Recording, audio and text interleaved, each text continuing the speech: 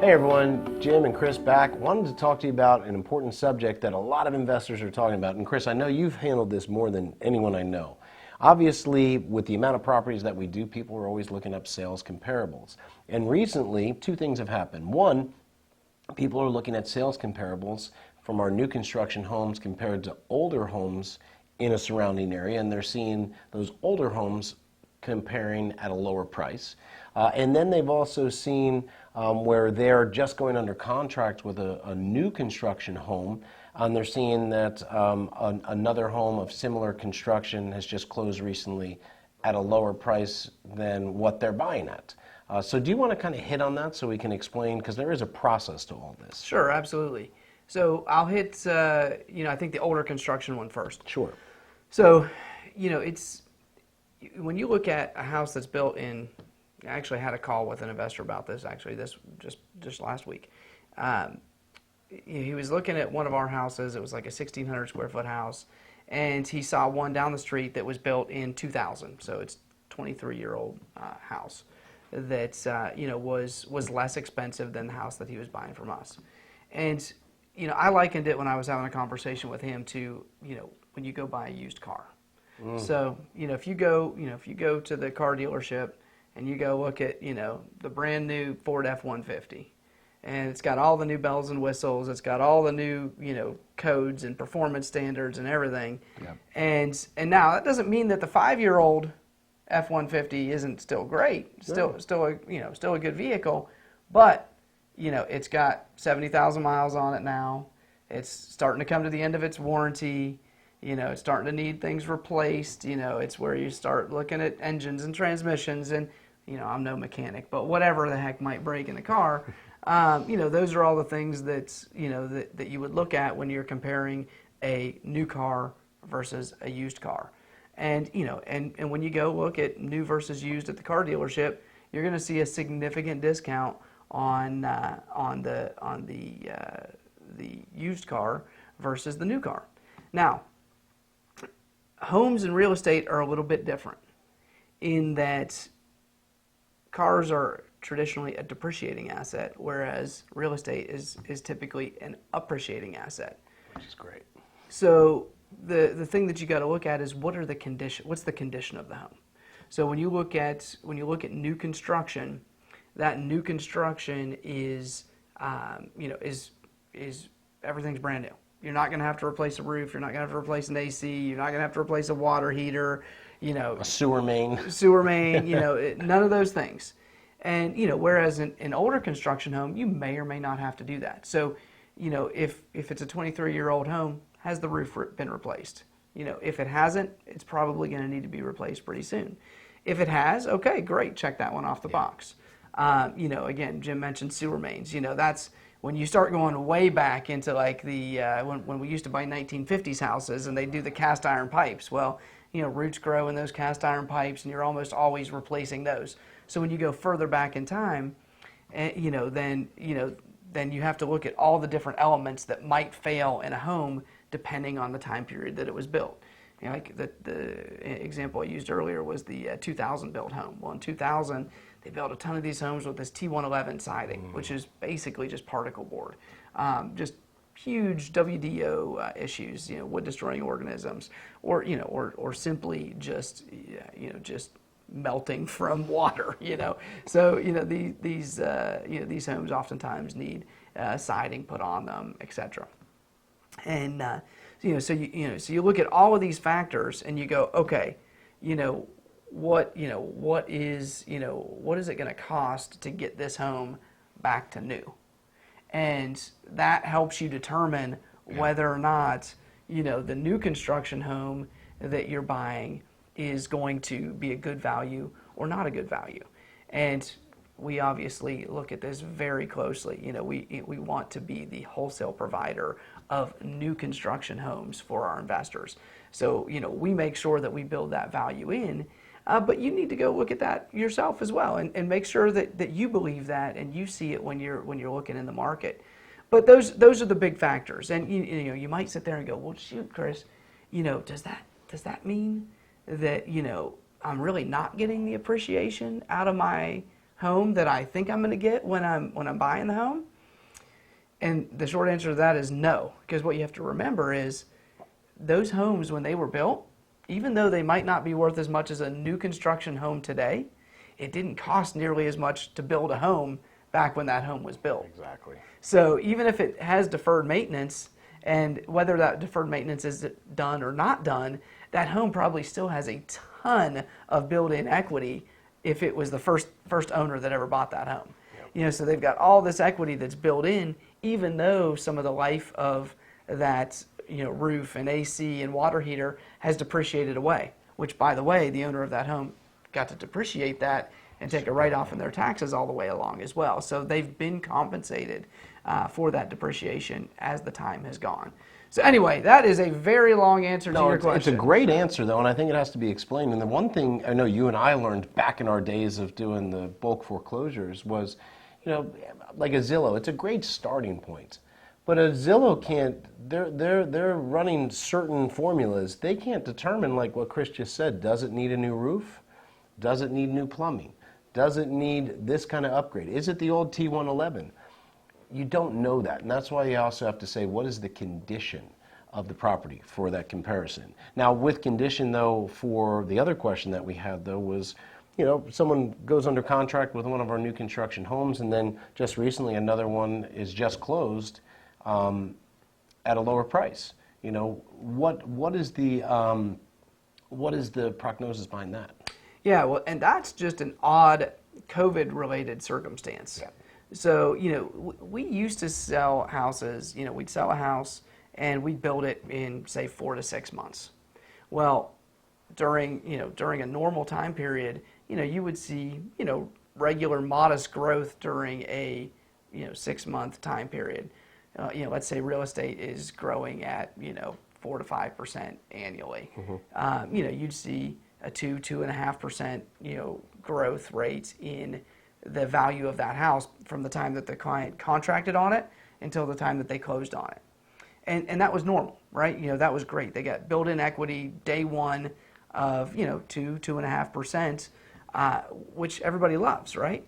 Well, what happened, during COVID was housing production got so far behind. I mean, just incredibly far behind.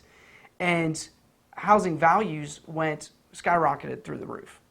And so what happened was we got in a situation where, we were behind on delivering homes. And not only were we behind on delivering homes, but then costs went up during that time period. So, we were having to, really, struggle through some projects, even homes that we had price increases built into. None of our escalation clauses even came close to keeping up with the amount of inflation that there was in the market during that time period. So we had several, a lot of properties actually where, we didn't make anywhere close to a reasonable margin when we sold those homes. And by the way, it took 1.5 years to deliver them. So, so we had homes that were closing that were contracted 1.5 years ago before, the inflation had really taken hold the way that it has. Yeah. So now, we have, certain circumstances where if a house is really delayed, it might be sold where we could be losing money to sell houses from time to time or breaking even on them. And then we might have somebody that came in and contracted on one that was almost done and it's ready to close the next day, at now market prices. And so, there might be some variation in there that, is for the reasons that I mentioned. And there's really no way, there's no way to reconcile that other than just looking back and saying, this is what happened in the COVID times. Now, the good news is there's cycles that go through in real estate. And obviously we hit a big upcycle and now we're back to a more normalized growth rate. We're seeing, we're starting to see, prices flattened out and now they're starting to tick back up again. But then, like I mentioned earlier, when we were talking about, we were talking about older short-term properties, in a different conversation. Over time, housing prices always go up and to the right. Maybe they dip, maybe they flatten out, but then they continue back up. So the trend is always up and to the right. And so in that, there's going to be these time periods of slow growth, rapid growth, flat, slow growth, rapid growth, flat, and that's we hit just at the end of one of those rapid growth periods where there was a big delay in production, and so I think that's why we're seeing some of those discrepancies on properties that are closing at pretty similar time periods. Yeah.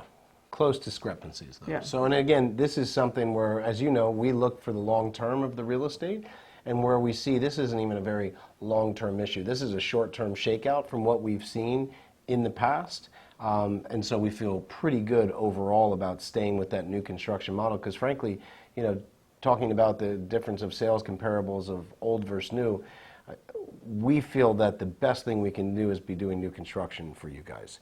And so with that short-term hiccup of this weird pricing of the pandemic, we feel it's gonna really level out at a pretty quick pace, and we're already seeing that, so we feel good about that. And overall, just to remind you, when you're doing your sales comparables, you do have to ask about condition.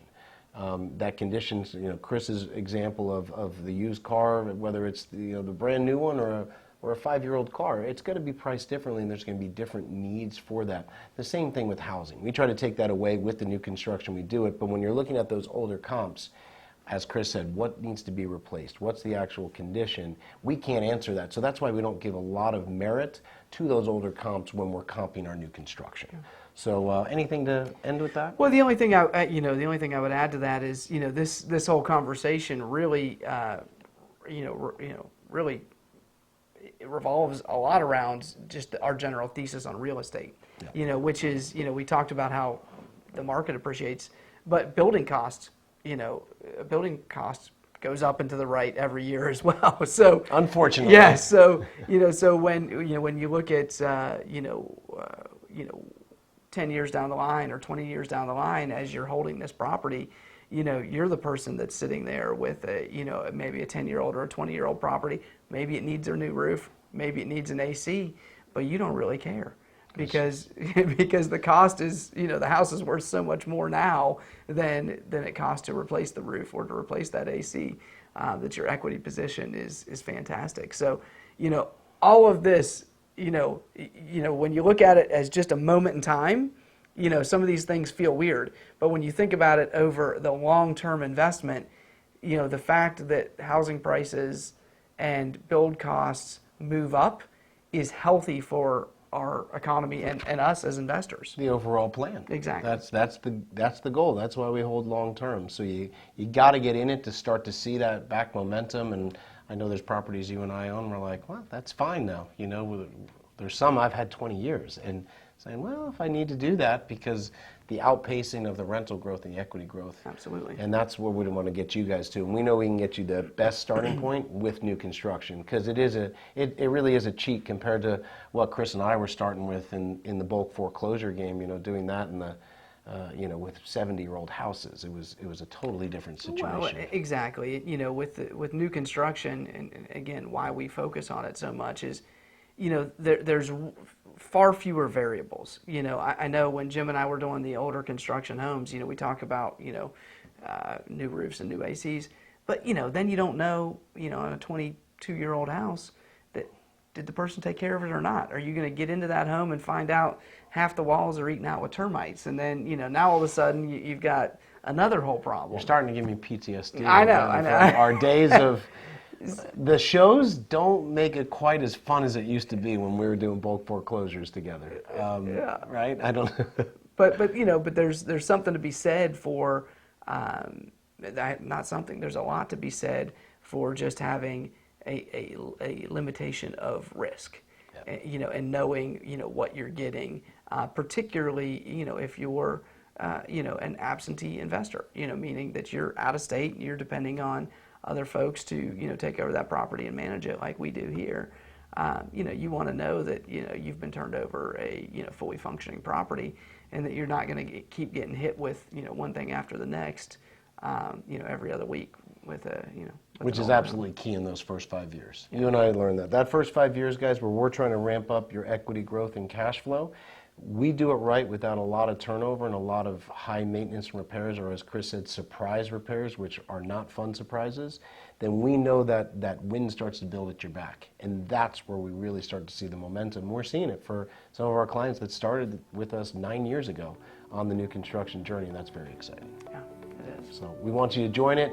Thanks for joining us today. Important subject. Glad to be here.